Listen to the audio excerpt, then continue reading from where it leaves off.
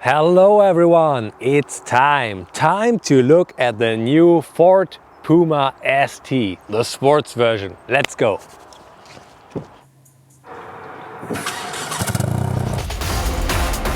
At Ford, the letters ST have long stood for sporty, ambitious, everyday vehicles.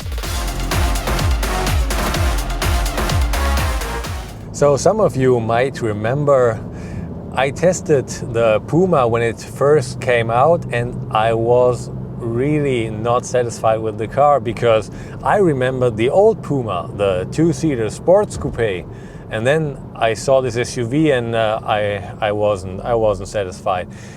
But maybe Ford heard me, and that's why they just brought out the Puma ST. Obviously I'm not the reason, but you can always dream. So the first thing, of course, is the engine. We have a 1.5 liter EcoBoost engine, 200 horsepower, and for a car that is pretty lightweight, that promises a lot of fun. You can accelerate from 0 to 100 in under 7 seconds, 6.7 is the official figure, and 220 kilometers an hour top speed. That's pretty good, and it feels pretty sporty. But what feels even better is the suspension.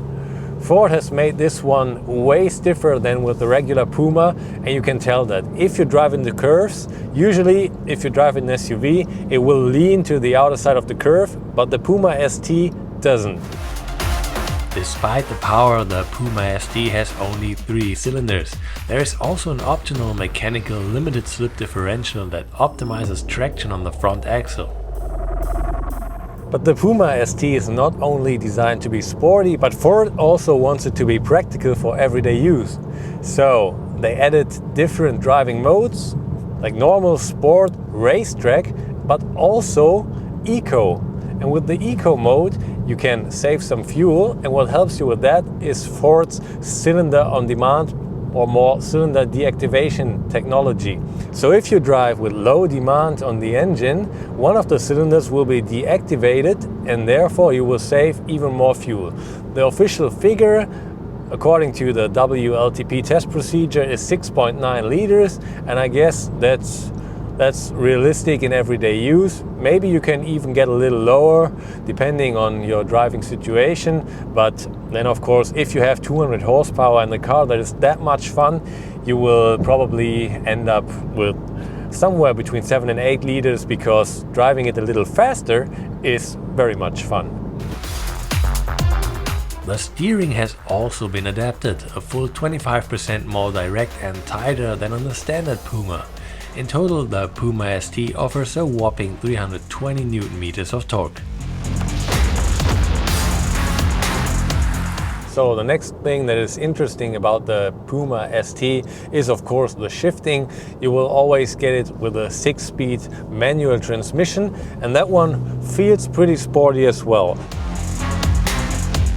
With the greater power, larger brake discs have also found their way into the Puma in order to be able to decelerate the vehicle accordingly.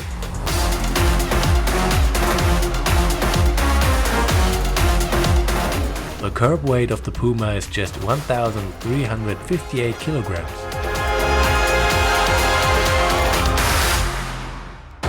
Visually, the ST is mainly recognizable by a differently designed front apron and the obligatory red ST lettering in the grille.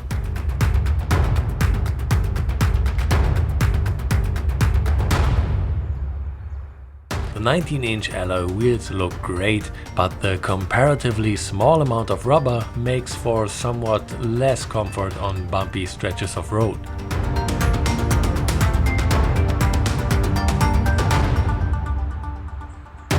The fully digital cockpit and Recaro sport seats leave nothing to be desired in the interior.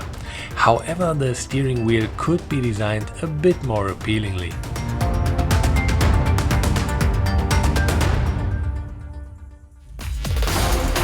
Prices for a Ford Puma ST start at just under 31,000 euros. By comparison, a standard Puma with 95 horsepower costs over 10,000 euros less. So my verdict on the Ford Puma ST, they did a really good job. As I said, I was very unsatisfied when the Puma came out, but this one made up for that. It's sporty, it feels good, stiff suspension, very nice car, very much fun to drive, so nothing to complain about.